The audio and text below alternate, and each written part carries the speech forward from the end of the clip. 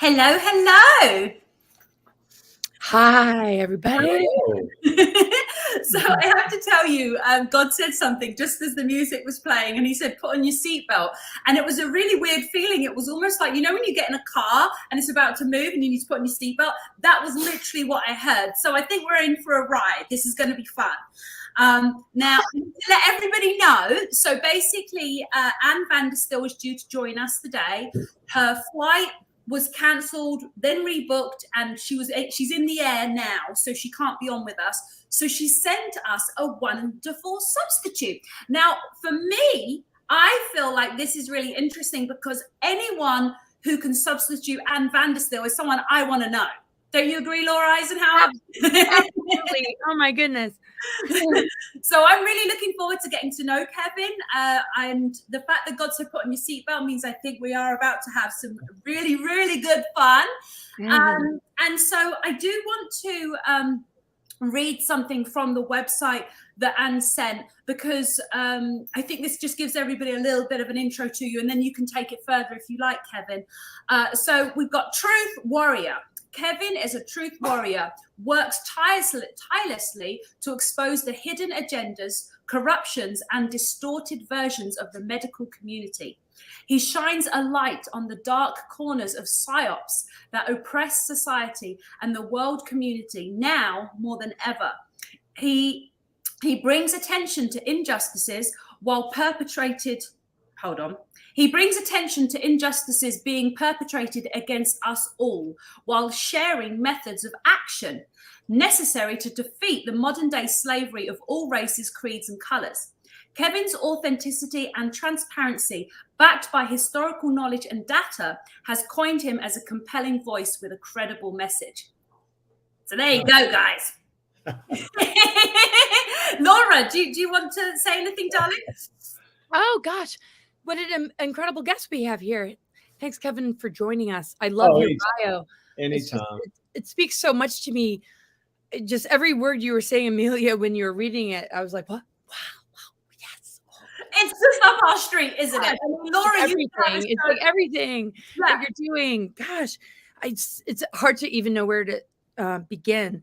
I just got back from a Star Knowledge conference in South Dakota, and just had such an incredible time with the intention of really integrating healing and transforming and gathering nations and just everybody just coming together to heal and remember like who we truly are. So it just seems like you really have that kind of mission to just touch the heart and soul of individuals, to awaken and remember, you know, what their divine purpose is, so they can play a part in their communities or, with their families, to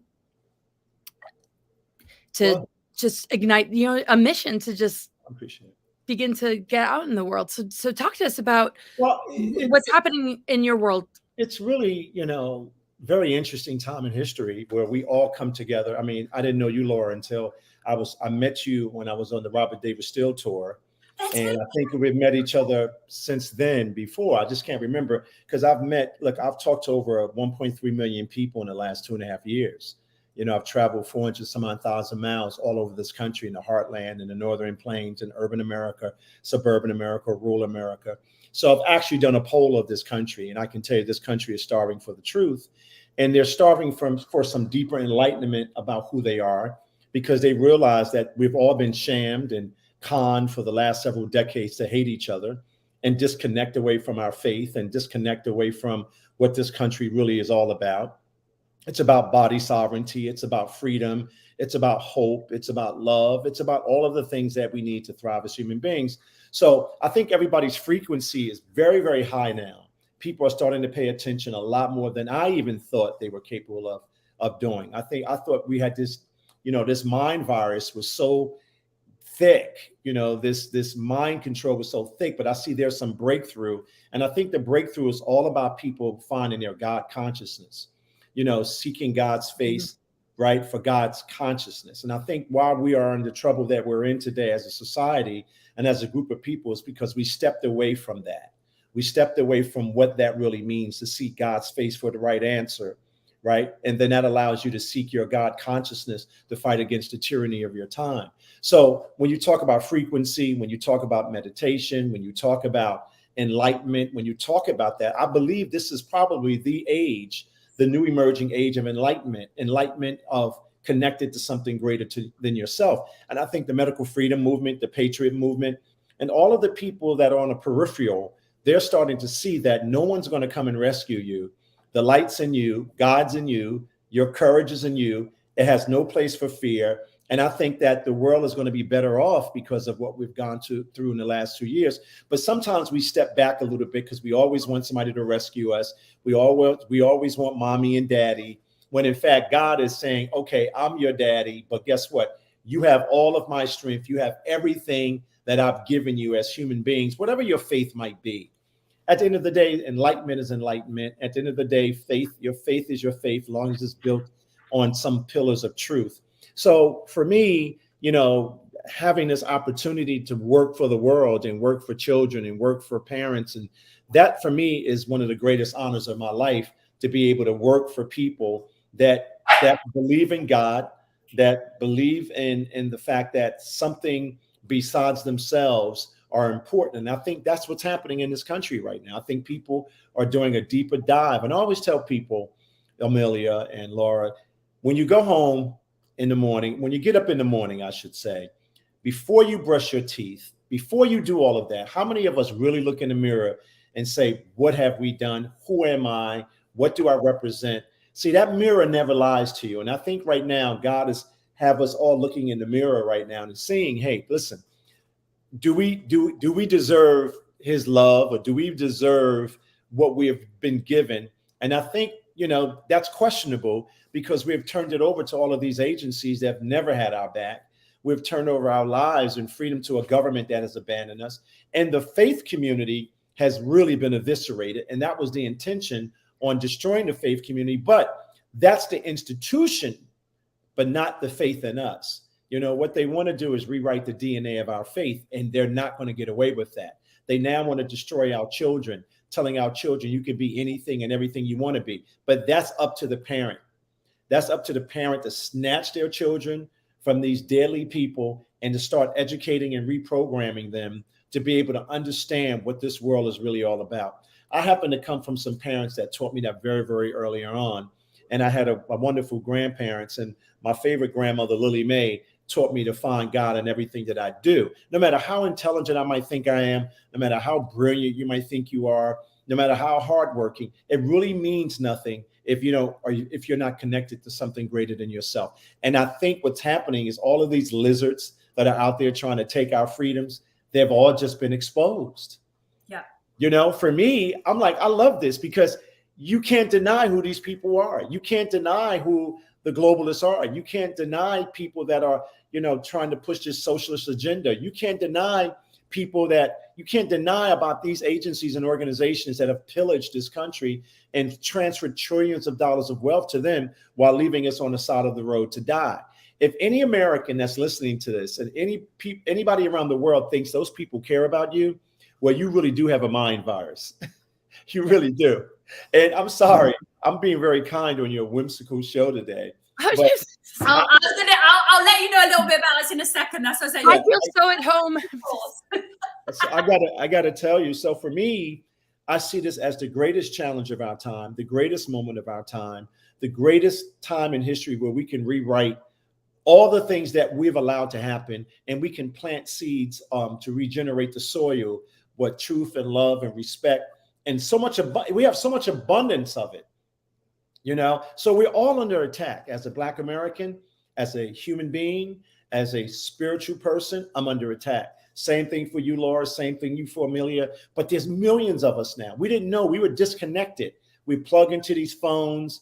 We turn on our TV. All of it, majority of it, I say 65 to 85% of it is a lie. So thank God for social media allowing these kinds of shows to continue, because that's where we find the truth. Isn't it something? Is it really interesting how we've figured out after all of these decades, you and I might have known that what we see on TV is pure propaganda, right? But it took a black president, a so-called black president. I call him the first multiracial president, to finance it. He actually supported the propaganda. I always tell people, this guy signed off on it and financed it. Barack Obama. I mean, think about that. I mean, this guy murdered more people in the world than you could ever imagine. But people in my community, I always tell the women in my community, I said, listen, you got to go find you another husband, because that guy was not your husband. You know, we laugh about that. But people just adored him because he was so civil, right? But no, he wasn't. He was a murderer. And when I say that to my friends, because, you know, I grew up in a household that trained me about geopolitics. First of all, ladies, I'm an insider. So I'm not an outsider. So I know how this operates. I know who funds, I know who finances it. I know all of it. So when I'm talking to people about this, I'm not talking about it from a CNN perspective or MSNBC perspective. I'm telling you as an insider. I know them all. And I got to tell you, I mean, what you're seeing on TV, what you're hearing all over the airways, guess what? It's all anti-life, all anti-human, all anti-children, all anti-faith. And we need to put a stop to it. Absolutely put a stop to it. Kevin, I have to tell you, because this is going to be really fun for you. So basically, well, Robert David Steele was a very, very good friend of mine. I was on a tour with him. I was on his show once a week. I'm still grieving. You know, he was one of the most amazing soldiers we ever had. Now, with regards to myself and Laura, so Laura actually had a YouTube with David Rodriguez, who's joining us next week, called Darkness to Light. So, and Laura had a video, which I don't know if you saw, but she actually called out the darkness and she called everything out. And basically, I talk about demons and Satan for a living, but how to basically battle him, fight him, and I'm very pro Jesus. So so just to give you an idea, we call it Whimsical Wednesdays because this actually, we go out to Laura's YouTube, which if we want to go into really like censored areas, we actually can, because we can come off the YouTube and be just on PPN. Now, PPN is the Patriot Party News. The Patriot Party News is completely uncensored. We can literally scream about the reptiles, do all the things, and Chaz, the owner, just cheers us all on. So so what I would say is, you definitely don't have to be gentle. Our audience is super awake. Laura's audience have been following her for a long time on YouTube. And then my Patriot Party guys have been following like the Simon Parks and Charlie Wards and all the things. So it's called Whimsical Wednesdays because we kind of entertain the more interesting side of things and the weird and wonderful. But what it really means, rather than it being gentle, is actually that we don't have any, there's no boundaries. Like, the sky's the limit. We can go any way we want. And we do, don't we, Laura? I'll comment. Yeah, we do. And we show up no matter where we're at. He had a power cut last week and was literally walking around in the dark in a power cut on here. But our favorite snow, and then remember I was in a canyon in Utah, like with my phone, just like with the wind blowing, like, okay, now I'm over here. And our favorite saying is, we're not scared of the dark. So that's why that's our favorite saying, because like I said, I have studied the internal darkness, like how the ego and the mind gets controlled by Satan through our wounds and our childhood trauma and stuff. And Laura talks a lot about how the darkness operates galactically and in all kinds of ways. So we can really go and have fun. And like I said, if we start feeling like we have subjects we want to go on that might be a little bit, could affect her YouTube, we can actually just leave and go on to PPN. So what I will tell everybody in YouTube that's watching is, you need to know the website, thepatriotpartynews.com, so that if we decide to come off the YouTube, that you can still carry on watching the rest of the show. So I don't know if Cara can drop it in the comments as well, or Laura, any ideas on that stuff? I'm not sure. No, Cara's going to do it. It's okay. She's giving me the thumbs up. So it's going to go in the comments. So we'll keep going here for now. But I think what we'll do is, if we start finding points that we want to really go into, then we can do that and just be on PPN. So now you know that we're a little bit no holds barred over here. Let them have it, Kevin. Well, no, I just think that, I try to, when I do these shows, be singular focus on about the moment that we're in and who we're fighting. And, why are we back here fighting this tyranny again? It's like this reoccurring loop. And I think, and I've been toying with this whole thing in my head. The reason why we keep being introduced to this tyranny over and over again is because there might be two things happening. We're inching closer to getting rid of all of the tyranny and getting closer to God and getting closer to the light and moving away from darkness, or we're not learning from the loop. We're not learning from our experiences, because this is not the first time tyranny has showed up at our door. This is not the first time tyranny has has been working against us to wipe us out, but this is a new kind of tyranny. Like, this is something different. So I think the reason why we're capping out on this now is because this is the fight for it all. This is not a joke. This is not turning on your TV or picking a political party or talking about race no, this is about the complete annihilation of humanity, complete annihilation of our children. I did a show some time ago. I might have said this on a number of stages I've been on. The reason why they're attacking our children, because when you attack the child, you dim the sun. When you attack the child, you dim creation. When you attack the child, you eradicate all beautiful things on the planet, because the child gives us a new, it rebirths us every time a baby is born. Something great happens for the world. Nothing, there's one scene in a movie, God, I'm trying to remember what the name of it. It was Roots when I was a kid.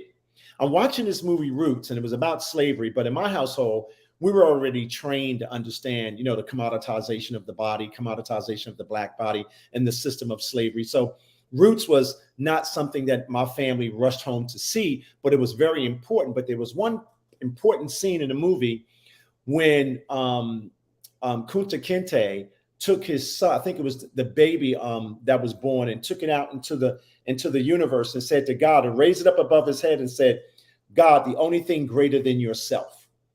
Because, a child is pure, right? A child doesn't have all of the negative energy. They're born into the light. They're not born into darkness.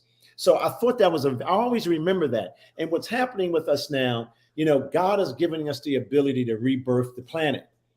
Not because of global warming, not because of politics, because he's ordained this moment in time for people like yourself, Amelia and Laura, to be standing up in the gap for humanity. It's this song that I listened to this morning. It was a gospel song. It said, I'll go, send me.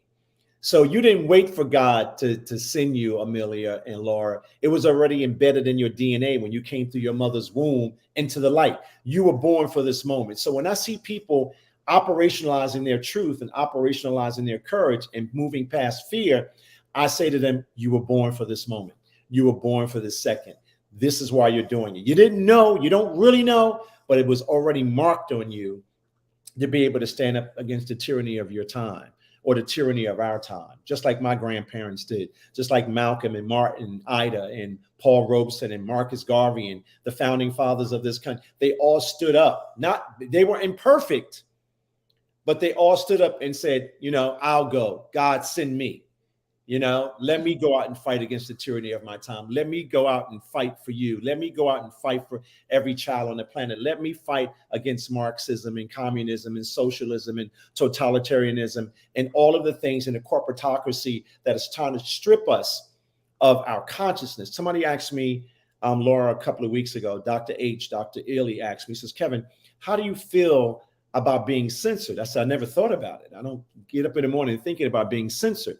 I said, but it's not about censoring my voice, because they can't do that as long as I have a voice. But they're trying to censor our consciousness. They're trying to censor your thoughts. Now that is serious. And I don't believe Americans and other people around the world, look what's happening in Brazil. Look what's happening in the UK. People don't know what's happening, but we do.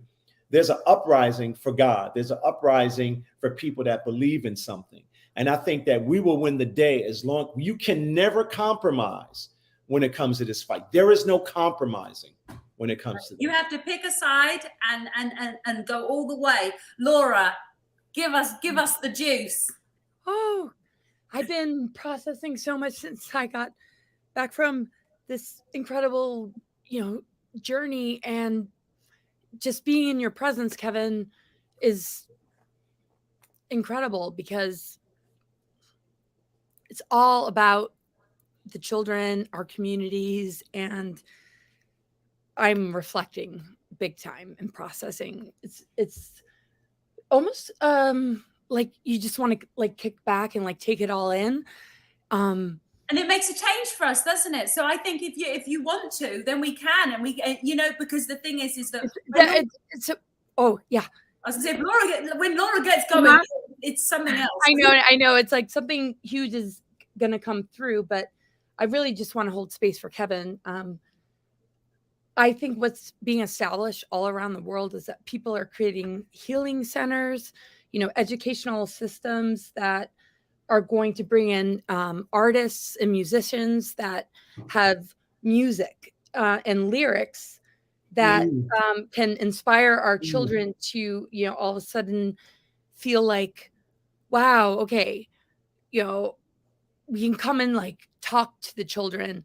And I was even thinking correctional facilities, you know, just everywhere there's a system, education, military, hospital. You guys, I having a hard time talking right now just because I've done quite a lot, and I'm just, no, that's why I'm saying, Laura,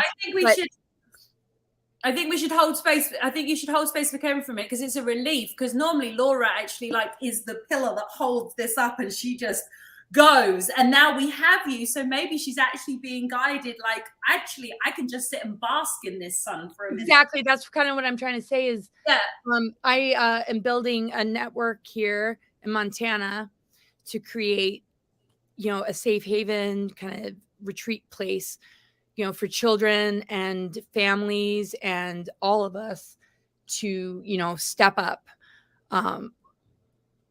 And it's interesting, and bring in the arts and the music that like are going to inspire our children. Well, like taking homeschooling to the next level, learning about herbs and plants and permaculture and how we can be a true Mother Earth civilization, village, the highest of levels. The organic ascension timeline is something that I've been passionate about publicly since the very beginning. And when I'm around you, Kevin, just like meeting you and just the bio and like Amelia, it's so encouraging because I see it in my mind and I feel it in my heart and the planetary grid network of this blossoming happening and this beautiful thing happening. That it's just going to light up the children. So being solution orientated is everything.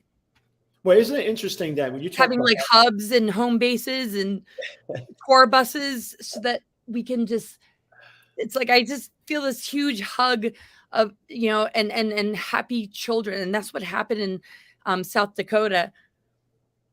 Yeah, you know, one of the things that happened to me, Laura, is when I tell you the change. I'm always evolving in my life. I evolve. You know, it's just I've just been given that gift. My family, I evolve as a person. But when I went across the country, I think the first time we did 57 cities, 39 states, but we did it through the heartland. It actually changed my life because I got an opportunity to talk to the planet. When I mean talk to the planet, talk to individuals that I would never have talked to. Now, I've traveled the world. I lived a pretty good life. I lived a privileged life, but that's completely, all of that was junk compared to my experience when I went on that tour. You know, getting off that bus every day, 6 o'clock, and talking to all of America about where we are, what we should be thinking about, what we should be focused on, how we should recommit ourselves to this country, how we should recommit ourselves to God, and how we need to work towards seeking the light as opposed to embracing the darkness that we have. So that trip, that process changed me. I mean, literally did. So when I came off, and that's not that I was not aware, but it deeply touched me when I was sitting down and talking to people and we were talking as human beings, as opposed to talking about who's black and who's white, these social constructs that they put in place to keep us apart. And I think people are waking up to that. But the whole concept of getting off a bus at 6 o'clock and the sun is right there. And as you're finished talking, the sun descends and all of this love is in this area. All of this love with all of these people hugging and talking to each other. Because what I started figuring out, I picked up some little things that I did after every time I spoke. I asked people to stand up. I asked people to hold hands. And then I asked people to look each other in the eye and say, I love you. And then I tell them to keep their eyes closed. And then I say to them, now think about the world you want to live in, the world you want your children to live in. Do you want a world of bondage, or do you want to live in a world of freedom? Do you want to live in a world of hate, or do you want to live in a world of horror and pain, right? What kind of world do you want? What kind of world do you want for your children? And then thirdly, I asked them to inhale God and exhale fear. Every day of my life, as I walk in the morning, I'm inhaling God and exhaling fear so I can go about doing the work that God has chosen all of us to do. And then the last thing I do is I have them hug each other. Because when you hug each other, there's a connection right there. So if you want to say a galactic, connection, if you want to say a spiritual connection, if you want to say, just human connection, connectability keeps us together. And what these globalists and these monsters have been attempting to do is take that away from us, our deep connections. And I think when you talk about education, you can never fix a system that we never controlled. So I think we should step away from that. The public school system, the private school system now, I went to private schools all my life. I got to tell you something. I wouldn't send any of my kids to any of those places. And, and this is a great opportunity for us to build a new model around education, agriculture, civics, math, science, relationship building, socialization. We can add on to that. So when you look at the healthcare system, we never had a healthcare system. That's been broken since the Flexner report, right? Okay, so we know that this system that we've had has always been about commoditizing the body, commoditizing who we are, because that's what they do. They make money off of our pain and our sickness and all of the things that we're confused about. And it's time for us to unplug that umbilical cord and plug ourselves into something that represents truth and love and respect and represents God. And that is the shift that I think is happening right now. Now, if you'd have said that to me 2 years ago, I got to be honest with you, I might have been a little like, I don't know. But I had to start really figuring it out. This is not for everyone. Yep. This is not for everyone. You know what? Some people might be comfortable living under the devil's dominion. Some people might be comfortable living in darkness. Some people might be comfortable with having hate in their heart, but majority of us don't. Right. And we don't have to try to fix them. We have to keep building ourselves up. And I tell people, stop worrying about them and worry about building yourself up, building your temple up, building your love for God, building your love for family, building your love for your faith. Forget about them. And see, once you stop concentrating on them, your whole third eye, I think we have to use our fourth eye now, but our whole third eye opens up to what is being projected by God, but not by the devil. Yes. And so you can't I don't talk about COVID anymore.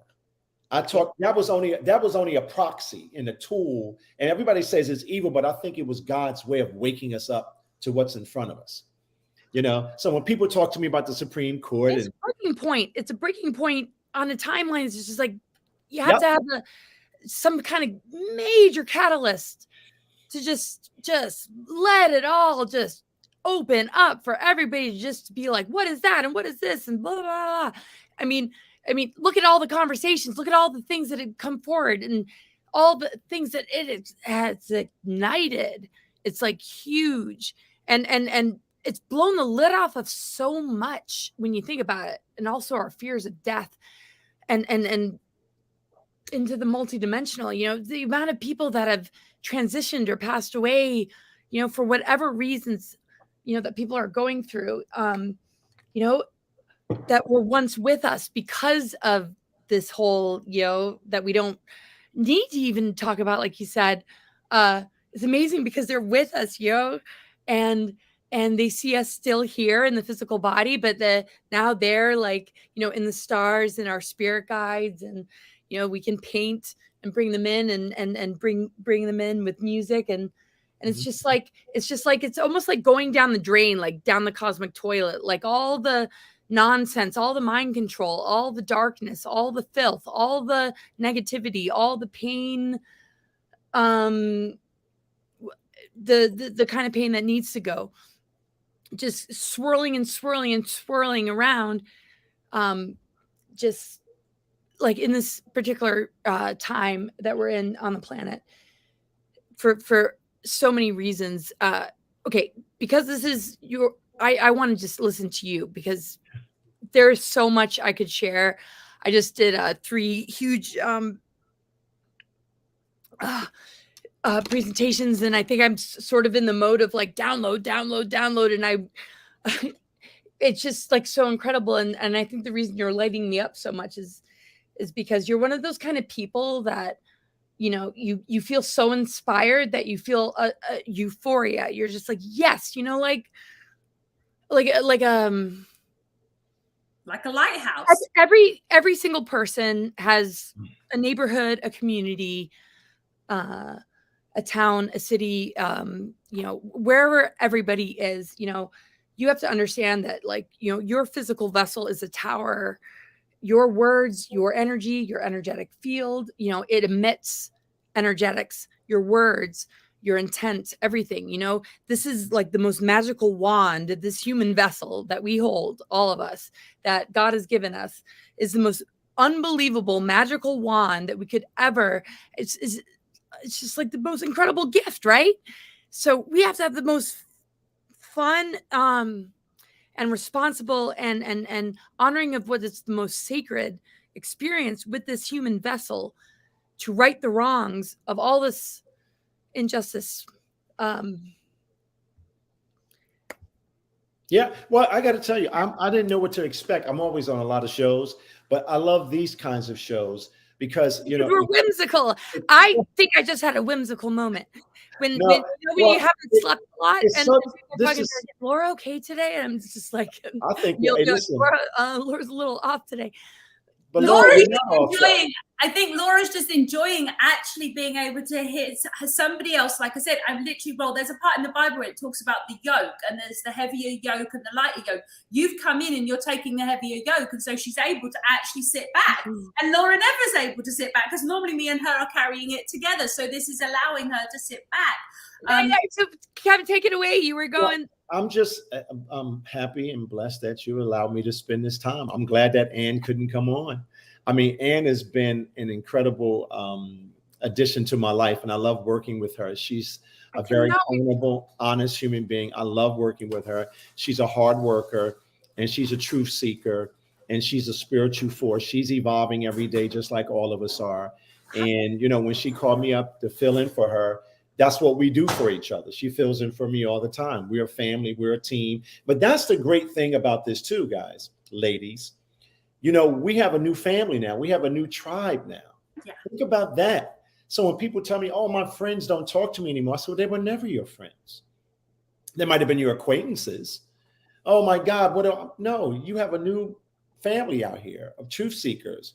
You have a new family of critical thinkers. We have a new family of people that believe in the light as opposed to the dark. So for me, these last 2 years, I just have an extended family. I mean, it's just amazing, all of the people that are a part of my tribe and what we value and what we love and what we respect. And so I always try to get down to the bare bones of these things. Like when people talk about race with me, I bust out laughing. I said, let me ask you a question. Why are you talking to me about race? Well, because of this is what happened to Black America. Wait a minute, that's 2 different things. You want to talk about race or about the horrors that happen to Black Americans around the world or Black people around the world? So we can have that conversation. But if you're using race as your barometer for everything you talk about, you do understand there's some mental illness connected to that. You do understand that something is wrong with you if you continue to use race as a barometer for everything that you believe. And one of the things I try to tell people is that majority of the people that I know, we're not victims. We don't purchase the victim narrative. You know, we're not slaves to the victim narrative. We are free, sovereign individuals and groups of people, be it whatever your race might be for the sake of saying it, but we believe in something greater than what the devil's been selling us. So I think what's happening is people that continue to use race as a barometer about how we should hate each other, they're the real enemies. We should be like, hey, wait a minute. That's not the conversation we should be having. And let me tell you why I know a little bit about that. When I was traveling around the country, we would talk about race and everybody would be like, Kevin, let's talk about that. And I would have these deep conversations about all the things they know and all the things that they didn't know, but what they perceive people to be. And once we had that conversation, it was over. It was over. It was absolutely over. So when I hear people, and think about this for a second, Laura and Amelia, when you turn on your TV and you have black women and black men calling white people evil, you got to know that's the greatest psyop on freaking earth. You got to know that these people How distracting is that from everything that we're trying to keep going? But just let me give you a little bit more color to this for the sake of saying it. Right? So check this out. So you have black Americans that work for what they would suggest a corporation of white supremacy or white supremacy. Ready? They work for the firms, right, that are pushing the negative propaganda and all of the evil stuff, but they're saying that, oh, those white people are evil, not the white people I work for. Oh, no, not these people. Oh, these people are good. No, those are the evil people. Those people that you're saying that are deplorables and those people that you're suggesting are evil. No, these are hardworking Americans that are trying to raise their families, trying to fight against this evil, tyrannical system ran by the globalists and the wealthiest people on earth that don't value life, that want to rewrite the DNA of your faith. That's what we did. So think about that. So now we don't even have to figure out who the monsters are, because this is the greatest maximum sophisticated confusion I've ever seen in my life. It is masterful how you have black Americans around this country telling their people to do what? Take an experimental biologic. Oh, do what? Hate white people. Oh, do what? By the way, hate yourself because you're no good. You can't even get to the polls. You don't even know what an ID is. Oh, by the way, your families are broken. You are broken. But guess what? Just follow us and we'll help you.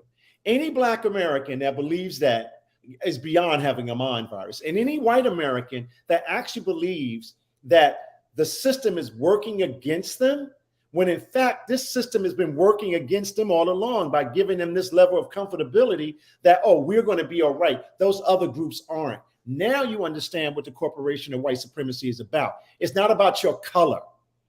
It's not about that. It is about control. It is about that alone. They will sacrifice you, Laura. They will sacrifice you, Amelia. They will sacrifice our children. They will sacrifice this planet because they are soulless. They don't believe in anything. They believe in money and power because we gave them that. We gave it all to them. And none of us want to take responsibility for that. You cannot change this world unless we take responsibility for what we have done. We gave the devil our power. We embraced his lust. We embrace his lies. We embrace it all. And now we are suffering. And we have to go through the suffering to get on the other side. That's what I'm talking about. So if it's in your food, if it's in the air, it's all around us. All is because it's trying to deconstruct us where we don't even have any hope. Mm-hmm. Okay. So this is what I'm telling all of the people in the medical freedom movement and the patriot movement. It's time to step up the dialogue. It's time to step it up because you can give me so much information. You can tell me so many bad things, which I think we need to continue to keep educating everyone on the planet, even the ones that might just be waking up. But guess what? We're getting ready to lose 1 million souls, maybe more around the world because they chose Fauci over God. And that's it. They've really just been wanting to divide. They chose Fauci over God, and they don't want to accept that. They don't want to accept the fact that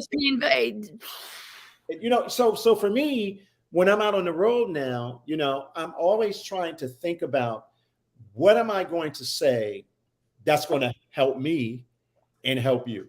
And the only thing I can say is that love wins. Number one, love always wins. Now, how did I get there? I wasn't always, I believe in love, but the power of it didn't really hit me in the mouth until one day I was on the stage and said, you know what, guys? we don't have to worry about it, because if we love each other and respect each other, love wins. And that's what Martin was saying. Even Malcolm even understood, as much love as he had for his people, he knew that they were numbskulls. He knew that they weren't seeing it the right way, but he showed them love anyway.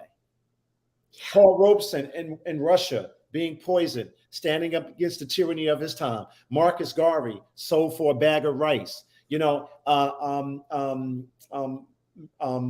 what is my other?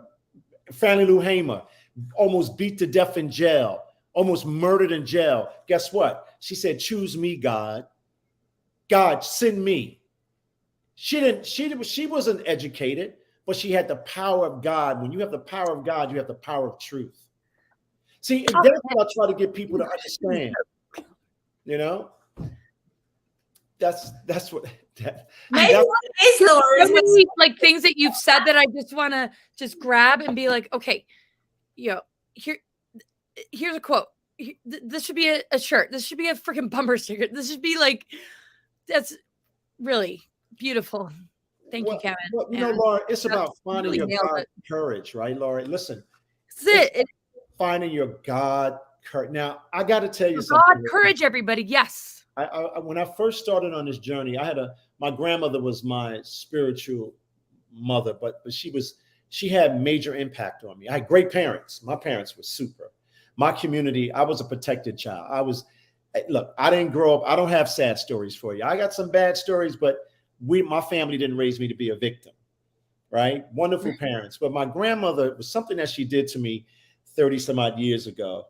And this is the first time we had a tiff, and I honored her so much. I never, ever argued back to my grandmother. She just had that effect over all of us. So I come home one day, living in New York. I'm coming to visit my grandmother. I had an apartment upstairs in our house too, because I was always back and forth. And she stopped me one day. She says, "Kevin, I want to talk to you." I said, "Okay, Grandma, let me take my bags upstairs because I'm coming in from the city." I come back down. She's drinking some coffee and I'm talking to her. She says, "Well, Kevin, I want you to get baptized again." I was like, "Mom, are you kidding me? I'm not doing that again." I mean, this is the first time in my whole life I kind of it was unsettling because I thought she was accusing me of something, when in fact she was right. I was living a daredevil life. I was having a ball growing up. I was living in New York. I had a ball growing up. So anyway, she said to me, "I want you to get baptized twice." So I said, basically, I blew her off. Like, "Okay, Grandma," I kissed her and loved her because she just has that effect on me. The second time I saw my grandmother, a week later, she says, "Well, Kevin, we have to finish this conversation." And I was like, "We ain't finishing this conversation. I try to get out of it as quickly as I can," because she had a lot of influence over me and all of us, because she was beautiful, elegant, passionate, just godly. I mean, everything that came out of her was just about God, right? So now the third time, she looks at me in a disappointing way. She looks at me in a very disappointed way. And you know what I did, Amelia? You know what I did, Laura? I bust out crying because I was like, "Oh my God, this is my mom. This is my woman. This is my mother." You know what I mean? I can't have her. I mean, my grandmother and I like this, right? My family always teased me. Kevin was her longest living roommate, which I never lived with, but I was always at my grandmother's because she was there guiding me. Now I realize, 3 months ago, as I was doing my walk, I realized why she asked me to do it. And you know why? Because she was preparing me for this time. It hit me like a ton of bricks. So I called my sister. I was like, "Oh my God, Grandma saw this happening decades ago." Because she used to always say, "Kevin, you're not living, even though you're popular, even though you're a good athlete, even though you're smart." She said, "But you're not doing the work you're supposed to be doing." And I used to get really tart with her about that. But then I was doing my walk in the morning, trying to connect to God, trying to get all of my sick thinking out of my head. Because, your ego is that's your problem. Your ego your suffering is connected right to your ego. Mm-hmm. So I realized that day that she was preparing me for this moment in my life. And that if I was grounded, if she gave me the ability to get centered before she left the planet, she knew something in her heart that I would draw on that. I would draw on her energy and draw on what she was telling me and drawing on that moment to have the courage to demonstrate God courage to fight against the tyranny of our time. Absolutely. You know, it's interesting because God told me to get baptized in 2018, and I'm from England, and I was raised without any knowledge at all to do with any of it. And so when God told me to get baptized, I was like, what does that mean? He said, Google it. So I Googled it and found out that it involved water, etc. And I know, and I did find a church, and they actually baptized me within 2 weeks. And afterwards I got home and I remember going, I don't have a Bible. So I called the pastor. I'm like, can I have a Bible? She was like, yeah, sure. Stop by the church. I'll give you one. I was like, okay. So literally, I really, you know, it was an interesting journey, but I know all of that was prepping me again for this time. And there's so many things you're saying. I mean, and I do think it's lovely for me and Laura to actually be able to sit and just bask in your knowledge and wisdom, because obviously quite often it's ourselves that are teaching, and yet, you know, when you're in the presence of someone that has so much to offer, you know when to be quiet. It's like when I was doing a show with Wano Sarvin the other day, and I just sat there, and there were people saying, let Amelia speak, and I'm like, I don't want to speak. You know? I'm like, you know, but just the things that came to me was just that, you know, when we talk about like talking about people living under the sort of, you know, under darkness and being comfortable there are people that do love the dark. And I know what that feeling feels like as well, because as you release things that are not good for you, you kind of hold on to it for a minute and then you release. So that feeling is the struggle that a lot of people go through. I was very into the new age. I knew all the things. And so now, this has been a very big transition, but it's happened over a period of years. And I've shared the journey with people into my walk with Christ. But it kind of, it's hard to explain, but it's... But isn't a metaphysical, think about Christ and the metaphysical aspect of Christ, right? Just think about that. It's not new age. It's for all the ages, right? He was Christ's character. If you think about his mind and what he was saying to us, right? Connecting us to the spirit of his Father and him being the conduit, and then him unlocking us from all of the sin, you know, that was permeating and even in this time. He gave us the gateway out. Yes. We just chose the other way. So I kind of simplify these things now, but who could have been more metaphysical than this guy? I mean, you know, when people say 40 days in the desert, no, he was studying for 40 years. I mean, this guy was studying. He was studying under, you know, all of the people that were talking about what you're talking about. You know, why do we have a universe? Why do we breathe? You know, who developed this whole consciousness that we have? And it was his Father. It was God, right? And he's the Son. He died for our sins, right? So we can go on and on. We can take those words out of the Bible and use them in our everyday faith journey. But here's the deal. It's real simple. If you open up the Bible, Old Testament, New Testament, all of the stuff is about one thing. Go through it all. It's about faith, family, and freedom, and it's about love.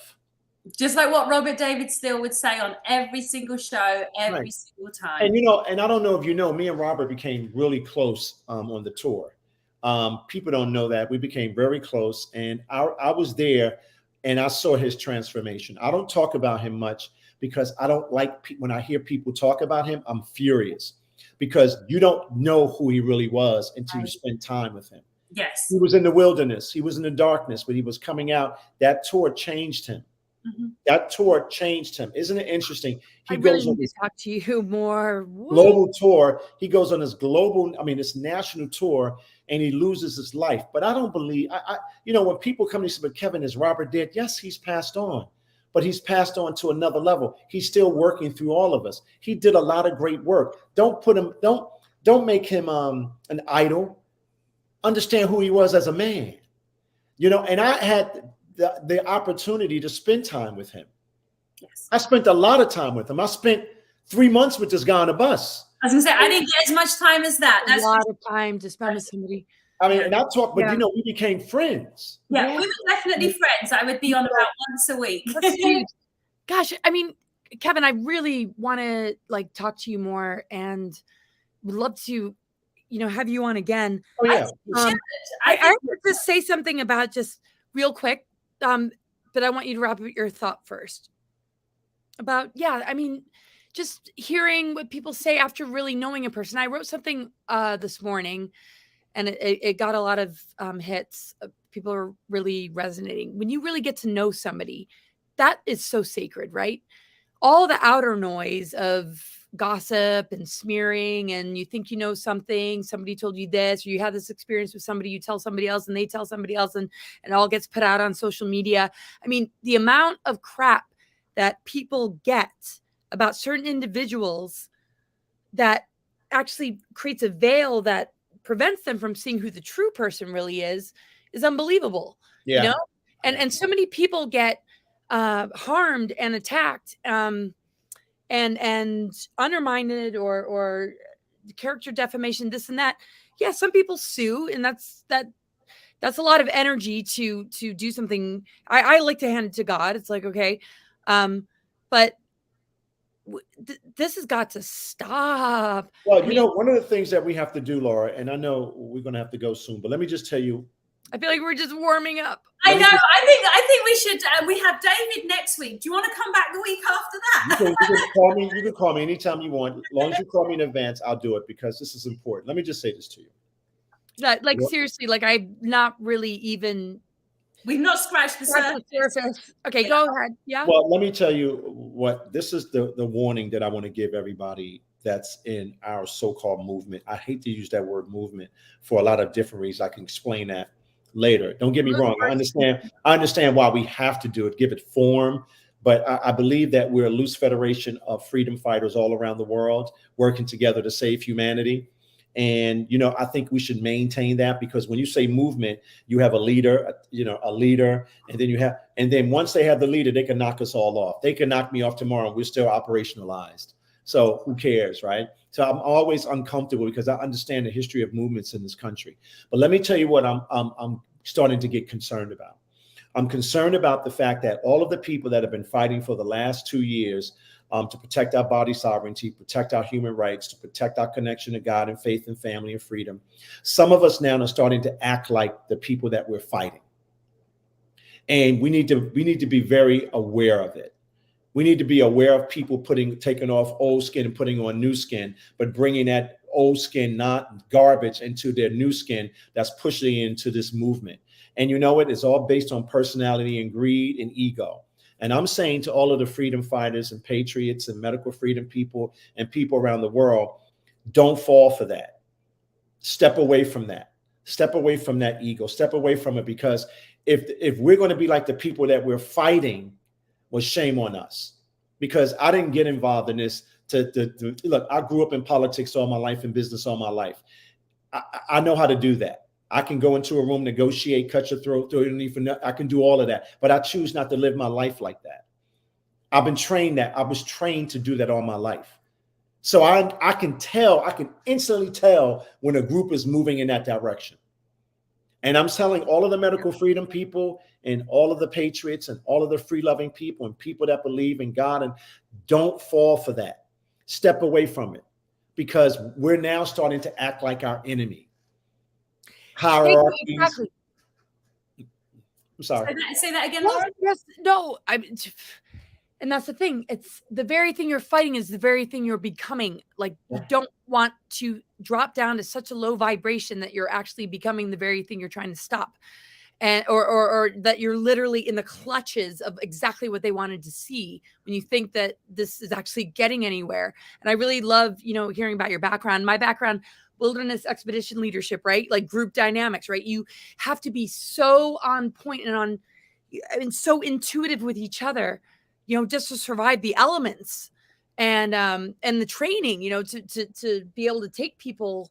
It takes a lot to be certified, right? But that was so long ago, it almost feels like a past life, but still it remains in my heart and in my soul, and what I do in the here and now of how do you balance all of this? How can we integrate? How can we hold space? How can we heal? How can we be a community? How can we all have a voice and share our thoughts, our opinions, our fears, our concerns, our hopes, our gifts, our skills? How can we make it all, kind of work and be sort of like its own functioning ecosystem or web of life is highly intelligent. We are encoded with this, right? The cosmic Christ, Christ Sophia energy, the mother, father, God is encoded in our DNA and the planetary grid network. So, you know, we have to be so sensitive and mindful on that level of how can I choose my words more wisely, instead of sensitive to the level of, you know, overly sensitive of being constantly triggered, right? If we can all just be mindful and conscious of what words are coming out of our mouth, because it creates our reality, you know, our intention. If we can be careful with our words, I mean, it would change, you know, everything. So anyway, we need more. You know, I got to tell you, in order for us to move forward as a world, and even in our personal lives, we need more of these conversations. Let me tell you why. You know, and I can't wait for the next conversation, because this one I'm really having a hard time articulating today. I don't want to read it in the book. I know I read a lot of books. I mean, I think I have about, I don't know, ladies. I think in my household in New Jersey, we got 3,000 books. We've been buying books all of our lives. We're a book family. Every time you go to my door, my next door neighbor says, Kevin, you got 5 books. When I go back to New Jersey, I say, oh, okay. And now we're in Florida, the same thing. Let me tell you why. Because my children, my grandchildren, I'll give you an example of what my day has been like today. My lovely wife is here in Florida with me, and we've been married for 29 years, and she is completely tough. My wife is a tough, brilliant lady. But we've been together for a long time, and we love each other. But yesterday was my grandmother's birthday, Lily Mae Jenkins' birthday. My daughter's birthday, my oldest daughter, who's 41, is going to be turning 41 on Friday. You have a 41-year-old daughter? Yes. That's not like my age. I'm going to be 60 in a couple of couple of months. But let me just tell you what my day was like, because I just thought about this while I'm talking to you. That my grandmother's birthday was yesterday. My oldest daughter's birthday is going to be Friday, so I'm flying back to go see my baby. And then my youngest daughter right now is in a hospital in Oakland, you know, preparing to have her child. Oh my God. Now, you talk about the connection, the universe connecting together, right? That's why I'm talking to you. I'm thinking about the beauty of it all. Now, the baby's going to be premature, but just think about this for a second. My grandmother still is the light to all of it. Isn't that just amazing? I get choked up thinking about it. Like, life will continue on. That's why I'm big on marriage. I'm big on family. I'm big on that. I'm like, you know, we gotta promote this. We gotta promote family. We gotta promote childbirth. That's the foundation of everything. So I'm thinking about that today. And I just got overwhelmed. I was like, wow, Lily Mae is still like, you know, and my brother was like, Kevin, I'm going to fly to California before you. And so we're all like realizing that on a spiritual level, like this new baby that's coming in to this world is going to be protected by God. It's going to be protected by the new energy that we're pushing out there. I'm not so much fearful for her as I might have been 2 years ago, because I believe that this enlightenment, that this celestial, you know, process that we're going through is real deep. And you got to find it right here. You know, it's right here. You know, it's like that whole thing is right here. It's not there. It's right here. All of it is implanted right here.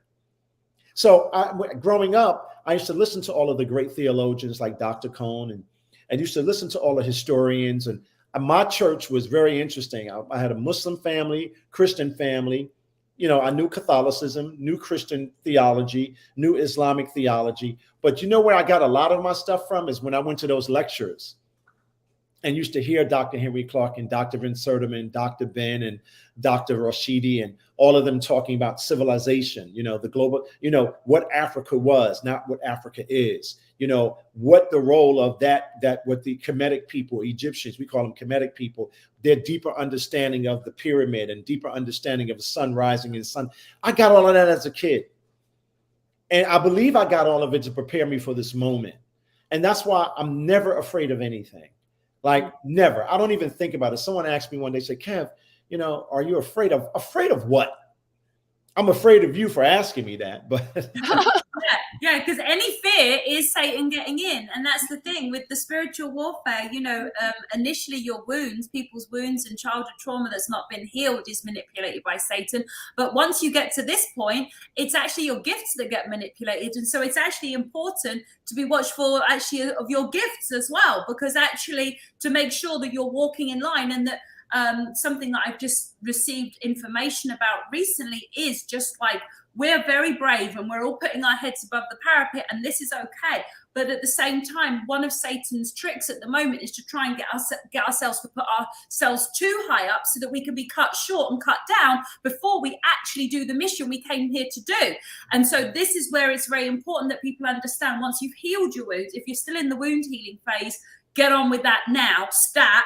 But if you are in a healed state and you're living in your mission and in your purpose, make sure you think before you step, because Satan, again, is the oldest, wisest, most intelligent Christian on the planet. And this guy knows the Bible better than anyone. And that is, you know what? That is very well put. That is very well put. He knows it all, right? So you're not fooling him. So he's got it. But look at his hubris. But look what his hubris did. You can learn from him. He wanted to be greater than God, right? And guess what? He was thrown out of heaven because of his ego and that hubris. And he didn't know that the angels that were on God's side had God. He was going to lose anyway. He was going to lose anyway. And the devil was going to lose now. That's why this whole enlightenment period, we call it enlightenment, awakening, is needed. But this time, I think that this is the final battle for it all, though. I really believe that. It feels like it. That's why the gifts are being utilized now. That's why we need to be watchful of our gifts a little. That's the thing. That's what I'm being told in this moment. Yeah. Laura. Wouldn't you say that the war is one within, because the negative ego within oneself is what we are really crushing? Once we rise and redeem. You are absolutely correct, Laura. You know what? I think that if we commune together, look, a lot of people, I spend a lot of time around a lot of people. And this one woman came up to me one day, I won't say where I was at, and she says, well, Kevin, can I lay hands on you? Can I pray for you? I said, absolutely not. So she was like, well, Kevin, I said, wait a minute. I'm not saying that you're a bad person. I said, but my grandmother always told me, when you say you're going to lay hands on me, you got to know what you're doing. Mm-hmm. Your energy might work against me, or you might not be in a space that you need to be able to lay your hands on me. My grandmother taught me that when I was a kid. Kevin, don't let everybody pray over you. You got to be very careful about that. Yeah. You got to open up your ears. You got to open up your third eye. And then when you want to, your energy will tell you if that's a good thing to do, if you're dialed in. So, I had to explain to the young lady because she was upset. I was like, oh, no, let me explain this to you. You might have all of the best intentions in the world, right? You might feel in your heart that praying for me is a good thing. I said, but guess what? I might not be ready, or you might not be ready. So when you do that, you cause some confusion there. And when I sat down and explained it to her, 3 hours later, she came and we both prayed together. Mm-hmm. Yes, sometimes you have to ask people how you want to be prayed for. I'm reading a book about militant intercession. Yeah, you gotta know. Now, I think at first when I said it, she was like, oh my God, he told me no. I had to explain it to her. Like, don't come up now. Coming up to me doing that, I'm like, I'm well aware. It's like that energy. Somebody could touch your hand, somebody could touch you, and you have to be very, very careful of what you absorb, even in your own personal life, even in your own marriages, even in your own family life. You have to be very, very careful about what you absorb. You can be so empathic, right, that you miss the point. Yeah. So that's my spiel for the day, ladies. Yeah, no, absolutely. So yes, we have gone over, but I mean, honestly, I now know why God said put on your seatbelt. Don't you, Laura? Oh gosh. Wow. Yeah. Oh, yeah. We're gonna have you back, and make sure, call me anytime, ladies. Look, I enjoyed having these conversations with my family because I consider all of the new beings my family, because we're all new. And, and we have to be cautious and love each other and show each other respect and be there for each other. Now, so we have the consciousness of God. I mean, the separation, division, judgment, ego. Sometimes ends up becoming an expression of a so-called religious or spiritual being, they have to check themselves, step back for a second, wait a second. You know, what about love? What about respect? What about compassion and understanding? What about a hug? What about, okay, you might see it a different way than me. Isn't true oneness, diversity, and harmony? I mean, we're here to rebuild the template of our DNA, our 12 strands and beyond, and to grow from our differences, not battle and duke it out because of our differences. And you know what I do, Laura, now? This is what I do. I'm going to give you a little bit of one of my tricks. It's a positive one. So when people come to me with all of the anxiety and anger, and they're telling me that I'm like wrong about something, so I kind of laugh now. So I start everything off by asking a question. So they was like, I asked a question. I said, do you believe in God? Well, you know, I said, okay.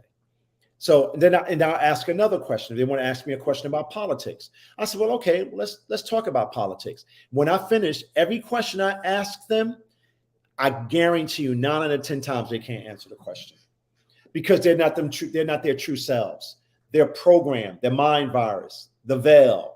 They live behind this veil. So now I don't even debate anybody. I just ask questions. And so once I ask the questions, I can see the light turn off. The lights turn right off because they have a different agenda. So when I ask the question, they're like, well, I say, see, you don't have an answer. I say, because you're not really well versed on this. You know, you might not understand all of this. So instead of you coming and attacking me, why don't you go back and take those list of questions I asked you and go figure it out, and then come back and have a conversation with me. And I'll do like this, and I'm gone. I'm like out the door. I don't have to spend another second with you, because once I ask you the first question and you didn't, because you're attacking me because of what you think I believe, well, guess what? You don't even know what I believe. So when I ask you the question, you couldn't answer it. And I get people, Laura, Amelia, I get them. They just leave me alone. Yeah. I just ask them a question. We repel them sometimes. They can't. I got to tell you, just ask a question. So anyway, I love you. And I got to get out of here. Love you so much, Kevin. Thank you for joining us. What a beautiful surprise this has been. And Amelia, I love you too. Everybody, thank you. Thank you. And we will be doing this again soon. Love you all, guys. Bye-bye.